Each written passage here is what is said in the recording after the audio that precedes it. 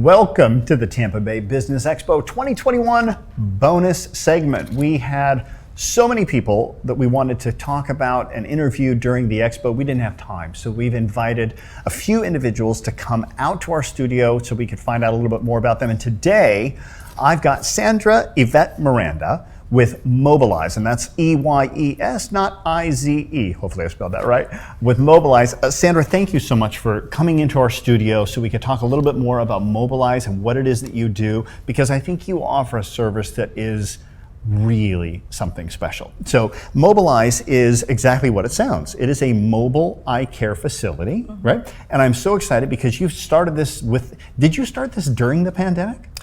Actually, I've had it many years ago in my mind, but the pandemic really magnified. Yeah, pushed it forward. Yes, it did, because it is such a needed situation for those that are not able to go to the optical. Yeah, so this is a service that specializes in people that might be wellness challenged, that don't have the ability to get into a car, go into a normal optometry clinic. The clinic essentially comes to them. Yes. Yep. So I would imagine you probably do a lot of work with aging facilities, special care needs individuals maybe that also just can't drive, that for whatever reason they don't have a license, they don't have a car. If somebody just is at the income place where they just don't have the ability to own a car, could they utilize your services as well? Absolutely. I had, and I still am working in an optical, it's Target Optical, so I am part of the Lazarica family. Okay. And in the pandemic, I was the only licensed optician that was opened. Wow.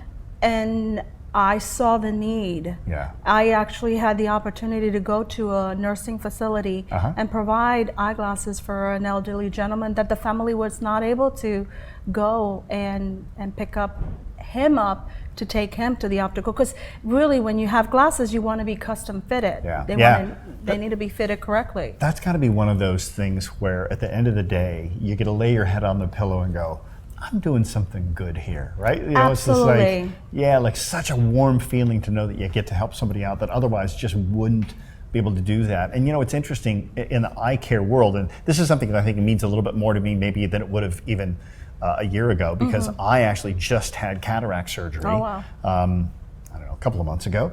And it's a whole new world. I had not realized how blind I was.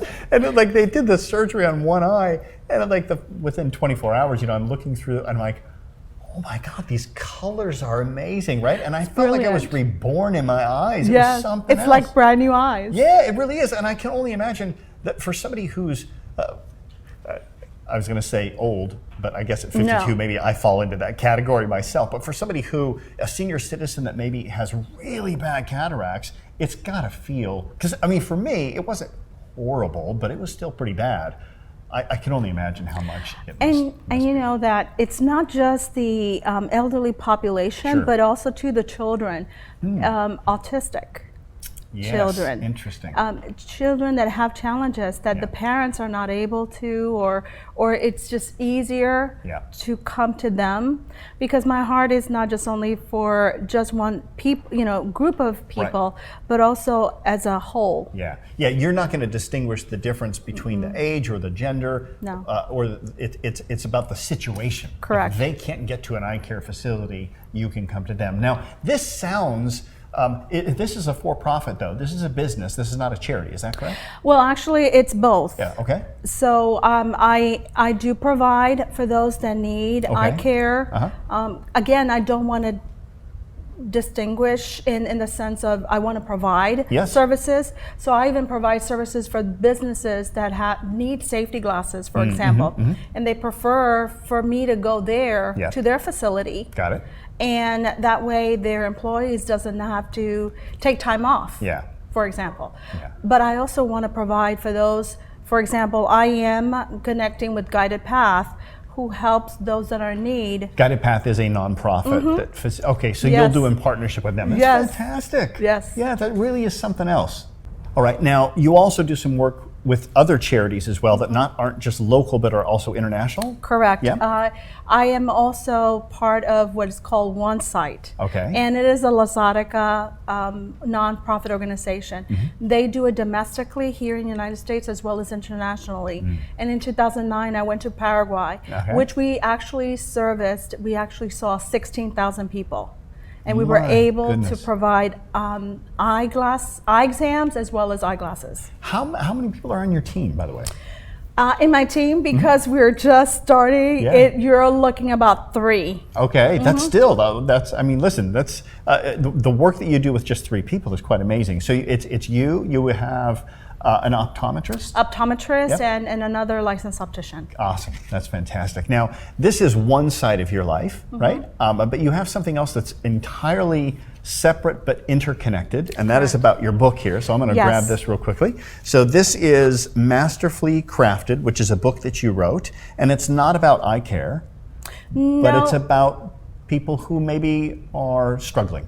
Correct. That are in need of some inspiration. So let's talk about this real quickly, because first off, I love the book cover. Part of my business, by the way, has been to assist people in becoming published, and so I see a lot of different book covers, and most of them I can't stand, but this one's beautiful, right? Thank you. It's a fantastic cover. Tell us about the story of the design of the, because it's called Masterfully Crafted, My Brokenness, His Masterpiece. Let's talk about that. Well, I have to tell you that I was able to envision this picture in my mind, and I try to articulate it.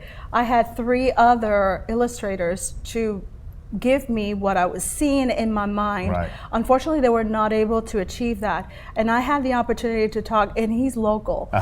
His name is Scott Ross. Yep. Amazing Good illustrator. plug for Scott. Yeah, well, I have he to. Did I great. have to. He did. And so I gave him examples. Yeah.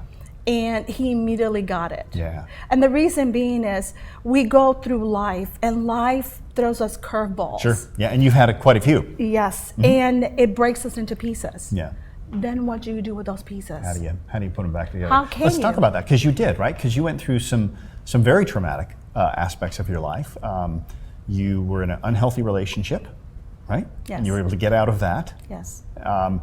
You had a son pass away. Yes. Yeah.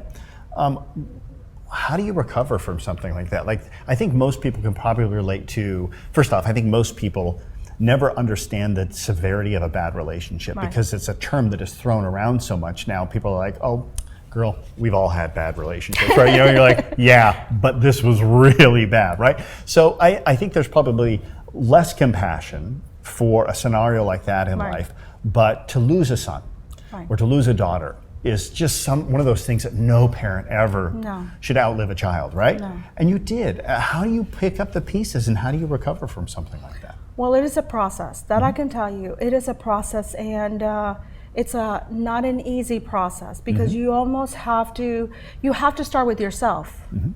And I lost myself. I did not even know who I was. Sure, yeah, I can imagine. So I had to start from the beginning. And when I realized, okay, this is who I am, this is my situation, this is my relationship that I have with my son, and the dynamics that he went through, understanding that. What was the time frame between you getting out of the abusive relationship and then the death of your son? Did that happen at the same time? Well, this is the thing. I was 3 decades in the marriage, and it was not doing well at all. Finally, the decision was made, and a week after that I made the decision, I have the knock at the door at midnight, and a police. Telling you about your son. About my son. Oh yeah, so this wasn't something where you even had time to recover from the complete uppulling of your life, being married for 30 years and now finding a new life, and that happened. How much did you rely on, because you had 3 other children, correct? Right? How much did you rely on them during that process, or did they rely on you? Well, this is the thing. There were, the one that passed away was only 21 years of age. He was my baby. And so the other children were already with their lives. They were older, so he was my last one. Now, my oldest son had mental condition. He was diagnosed with bipolar schizophrenia, so he was living with me, you know. So he was the only one that was with me at that time, but we could not relate. I mean, he was in his own world. Yes. And so I had no one at that moment. I can tell you that my faith, my determination to not to get stuck. Yeah.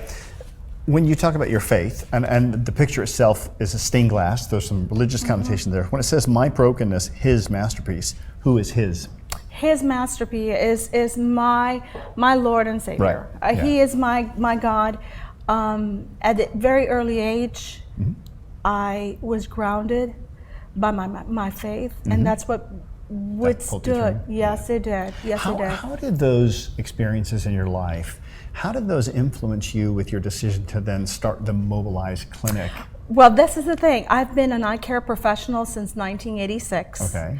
I tell people, I make the blunt to seem very, respectfully. Right. Yeah. But that's my passion. Yes. Because I want to give the gift of sight. Yes. And not only the gift of sight in the natural realm, but give the gift of sight of your situation, of your circumstances. So I am a visionary strategist. I was going to say, it's not just the sight, it's the vision as well. Yeah. Exactly. What a really cool cause. You know, it's in a world where it seems like the bankers and the big business people are just looking at how do they increase shareholder value. It's nice and it's refreshing to see a business owner who's really doing something for the stakeholders, the people of their city, the individuals that need to get that health. And actually, I'm partnering up with, because of my background, I'm partnering up with the Hispanic Chamber of Commerce. Fantastic. Great organization to be a part of as well. In Tampa, as well as the Hispanic Chamber of Commerce in Pinellas. Yeah. So I'm wanting to focus, no pun intended, but pun intended. Yeah, sure. Focus on those two counties because I want to have a greater impact. And I'm just amazed by the collaboration that I'm having with them. Well, listen, thank you so much for being a guest and sharing with us what it is that you do. If you'd like to know a little bit more about Sandra and her organization, we're going to put the website up on the screen. You can go check out her website. If you or anyone you know has any type of wellness challenges that prevent you from getting out and getting the eye care assistance that you need, check out Mobileyes. Sandra, thank you so much for being on the show. Thank you for having me. Thank you.